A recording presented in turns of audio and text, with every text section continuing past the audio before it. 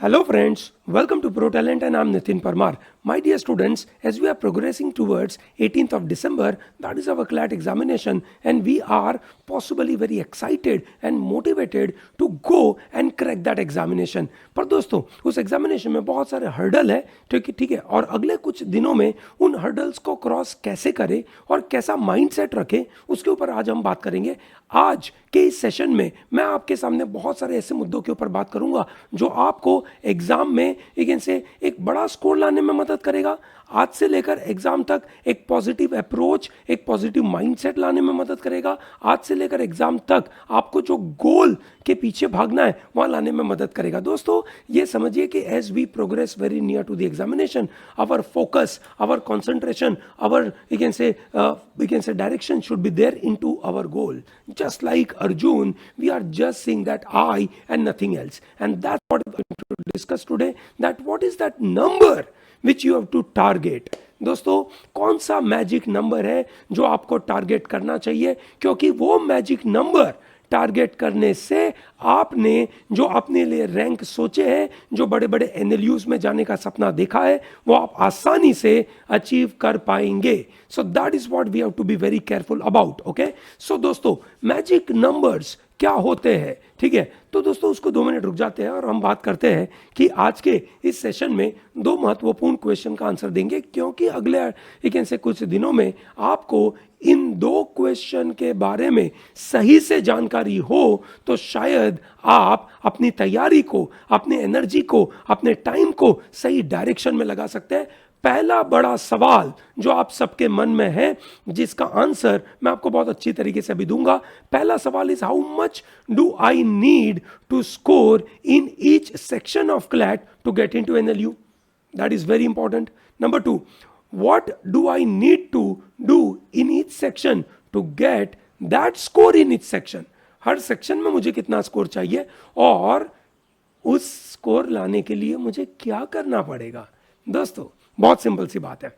पहला सवाल जो आपके सामने है कि मुझे कितना स्कोर चाहिए हर सेक्शन में।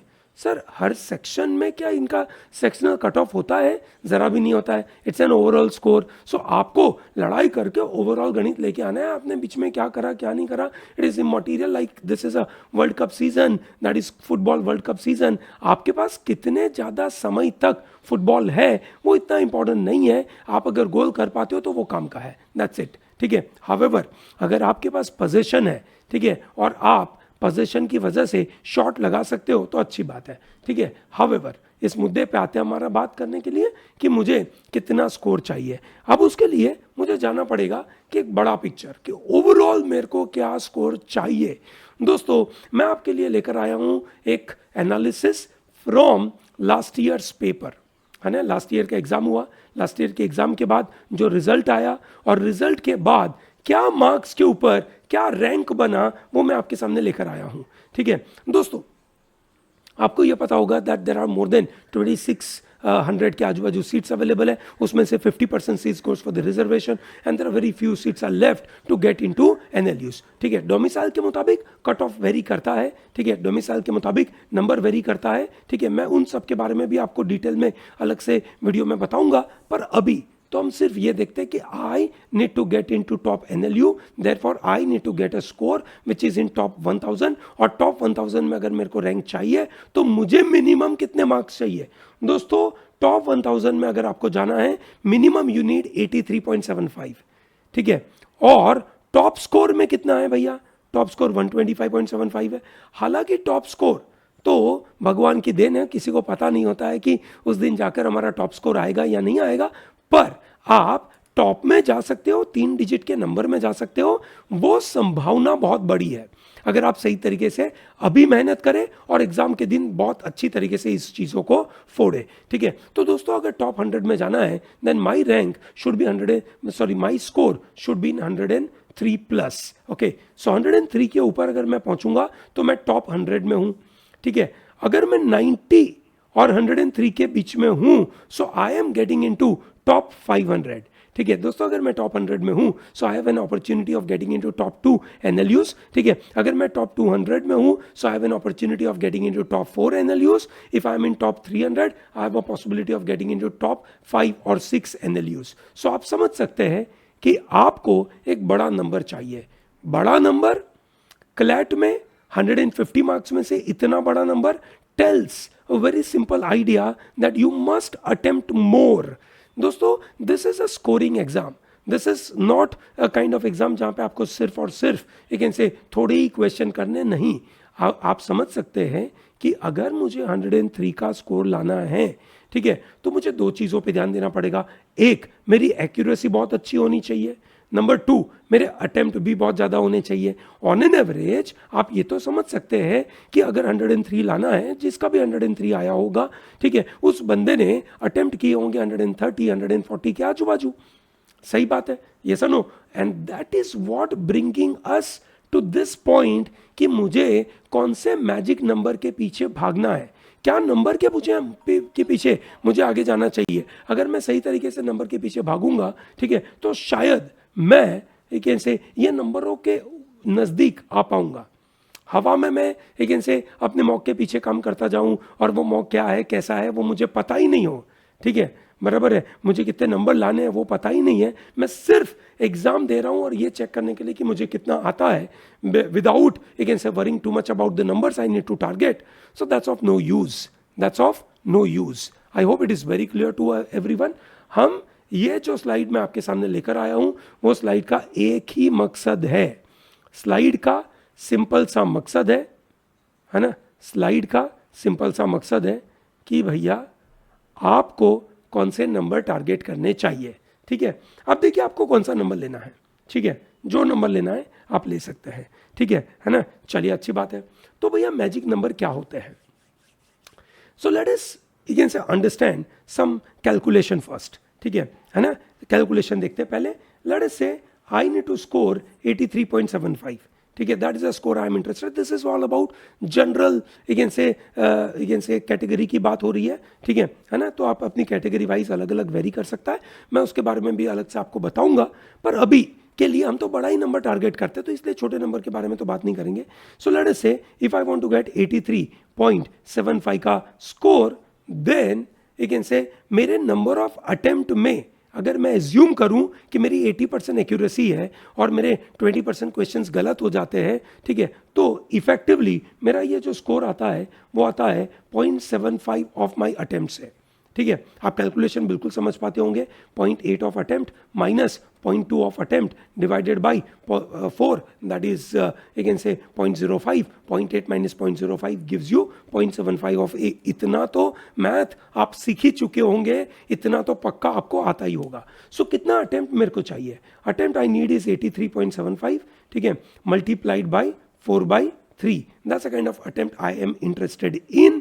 ठीक है, so if I try to look at this number, so this is 3 2s are 6, 23 बचा, 3 7s are 21, ठीक है, 27 बचा 9, and then this is approximately 20, मतलब 3 1s are kind of thing, 27.9 which is approximately 28, 28 into 4, 25 into 4 होता था 100, और उसके ऊपर ये 3 गुना 4 112 के आजू बाजू मुझे अटेम्प्ट चाहिए अगर मेरी एक्यूरेसी 80% है, which is very high accuracy, which means सबसे पहला पार्ट है ना, मुझे 112 के आजू बाजू अटेम्प्ट चाहिए।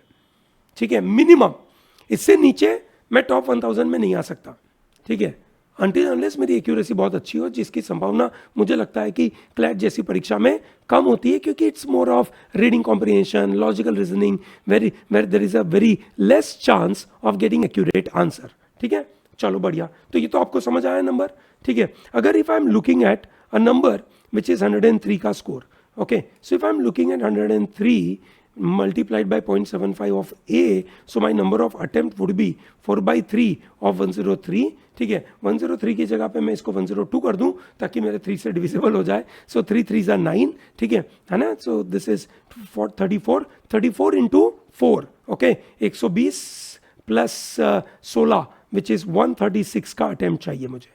ठीक है, सो आप समझ सकते हैं इन द रेंज ऑफ, है ना, I am looking at a range of 136 से 112 के आजू बाजू का attempt, that's the kind of number I am looking at it. Great, ठीक है।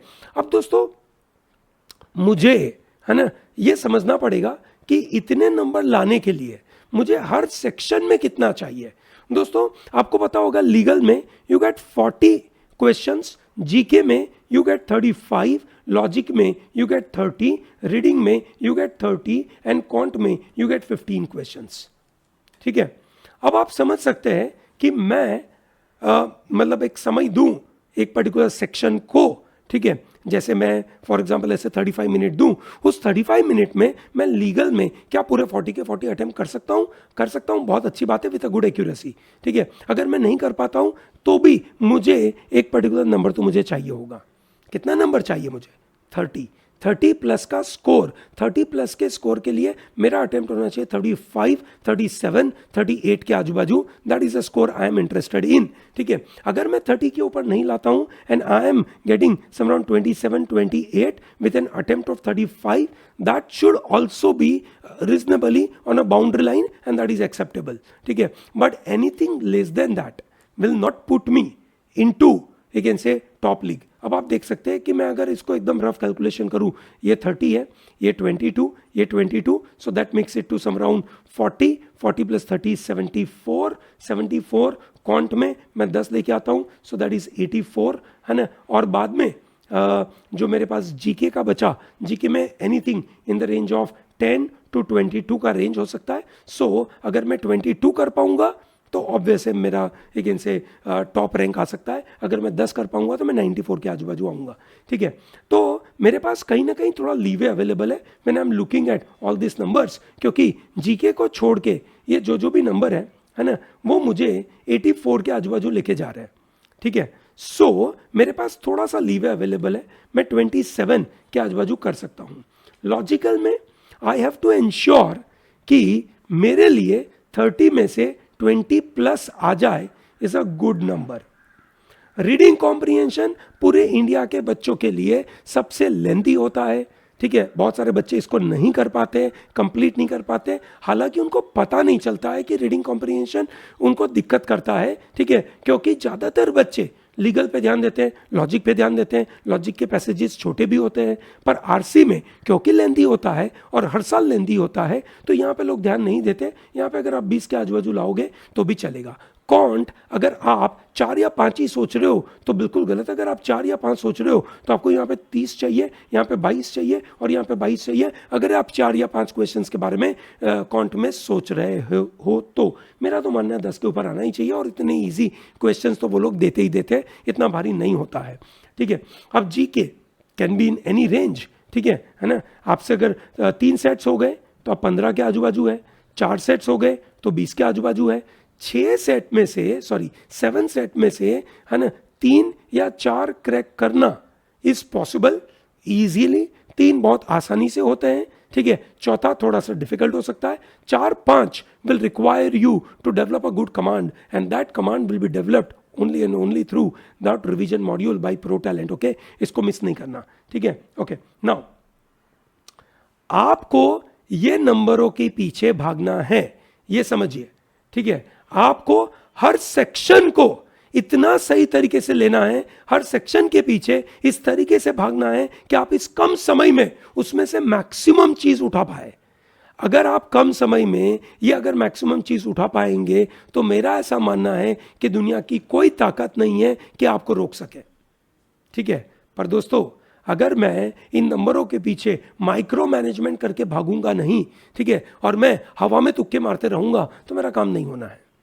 ठीक है, मुझे ये नंबरों के पीछे भागना है। There will be easy questions जो आप फटाफट कर लोगे, there will be some moderate level questions and there will be tough questions. जब आपके पास एक टाइम लिमिट का टारगेट है कि मुझे 25 मिनट में लॉजिकल में 22 के ऊपर वी कैन से मार्क्स लाने हैं, तो आपकी स्पीड बहुत वी कैन से एक डायरेक्टेड होगी और आप अपने आप से मैक्सिमम प्रोडक्टिविटी निकाल पाएंगे। ठीक है, आपके पास जब मैजिक नंबर नहीं होता है तब आपको अपनी प्रोडक्टिविटी निकालने में बहुत दिक्कत होती है, क्योंकि आपको पता ही नहीं है कि उस समय में आप कितना आउटपुट निकाल रहे हैं। समझिए, आपको कम समय में ज़्यादा चीज़ निकालनी है, ये बिल्कुल दिमाग में डाल दीजिए। Is that very clear? ये बात समझ में आ रही है? चलिए, बहुत अच्छी बात है। सो दोस्तों, आपके लिए ये मैजिक नंबर है। इसके लिए टाइम मैनेजमेंट की अगर मैं बात करूं, ठीक है, तो मेरा ऐसा मानना है कि एक 50 मिनट में आपके 2 सेक्शन हो जाने चाहिए, जीके और लीगल। अगले 50 मिनट में, ठीक है, आपके लॉजिकल और रीडिंग कॉम्प्रिहेंशन हो जाना चाहिए, और बाद में 15 मिनट में कॉन्ट होनी चाहिए। 5 मिनट, ठीक है, आपने बचा के रखी, कहीं ना कहीं इनविजिलेटर के साथ साइन करने में टाइम चला गया या कोई और चीज में आपका टाइम चला गया, सो दैट्स अ 5 मिनट मैंने बाजू पे छोड़ दी है, ठीक है। तो हम टारगेट करेंगे उन 50 मिनट के नजरिए से, ठीक है। अब आप अगले कुछ दिन ये चेक करें कि क्या इन 35 मिनट में आप 30 लेकर आते हैं। नहीं लेकर आते हैं तो चेक करिए, गैप आइडेंटिफाई करिए कि किस चीज की गैप है। Whether it is a gap of knowledge, concept की कमी है। बहुत बार हमें पता ही नहीं चलता हमें कॉन्सेप्ट की गलती है, हमें पता ही नहीं होता कि हमारा नॉलेज की कमी है। हमें लगता है, हम एज्यूम करते हैं कि मुझे आता है, पर in reality there is a problem. And then there is another issue which is called efficiency, ठीक है। एफिशिएंसी की कमी है, किसकी कमी आइडेंटिफाई करिए। हर एक सेक्शन में गैप एनालाइज करिए कि वो गैप क्या है, और उसी गैप के ऊपर अगले कुछ दिन मेहनत करिए। दोस्तों, ये मैजिक नंबर पे फोकस करें। हर मॉक देने के बाद 3 से 4 घंटा तगड़े से एनालाइज करिए और ये चेक करिए कि मेरे अंदर गैप क्या है और वो गैप कैसे मैं ओवरकम करूं, और ऐसी क्या पढ़ाई करूं। और फिर वो 3-4 घंटों का एनालिसिस करने के बाद 4-5 घंटे उस गैप को फिल करने के लिए तैयारी लगाइए। दोस्तों exam is all about your skills, ठीक है। अपने ब्रेन को ट्रेन करें कि मैं 2 घंटे में इस तरीके से नंबर निकालूं। अगर मैं 2 घंटे में अपने आप को ट्रेन करूंगा, इसी तरीके से नंबर निकालूंगा, मेरे ब्रेन के मसल्स तैयार हो जाएंगे हर बार इस तरीके की आउटपुट देने के लिए, और मुझे एग्जाम के दिन दिक्कत नहीं आएगी। एग्जाम के मैं बाहर आकर ये नहीं बोलूंगा पेपर लेंदी था, मैं ये नहीं आकर बोलूंगा कि पेपर टफ था, मैं आकर ये नहीं बोलूंगा कि मेरे से सिर्फ 80 अटेम्प्ट हुए। नहीं, मैं एग्जाम में 112, 120, 130 के ऊपर अटेम्प्ट करके आऊंगा, और ये अटेम्प्ट करने के लिए मैं अभी से अगले कुछ दिन तक अपने आप को इस तरीके से ट्रेन करूंगा ताकि मैं इन मैजिक नंबरों के पीछे भाग सकूं। सर, मैं गैप को कैसे ओवरकम करूं? दोस्तों, when you have identified a right gap, उस गैप के पीछे लग जाइए। पूरा 1 दिन दे दीजिए, 2 दिन दे दीजिए उसको, है ना, जब तक आपका वो स्कोर नहीं आता है। जैसे आप क्या करें, सेक्शनल टेस्ट दे दे, ठीक है। हमारे जो एक ऐसे रिवीजन कोर्स में हमने बहुत सारे सेक्शनल टेस्ट दिए। सेक्शनल टेस्ट के ऊपर फोकस करें और तब तक टेस्ट देते रहे जब तक आप 30 के ऊपर नहीं लेकर आते हैं, ठीक है। और जब आपका 30 के ऊपर आना चालू हो जाए 2-3 टेस्ट के अंदर, तो अगले सेक्शन पे जाइए और टारगेट करिए कि मैं कम समय में उसको एक ऐसे निकालूं। दैट इज वेरी इंपॉर्टेंट, ठीक है। Devote that much time every day working on this.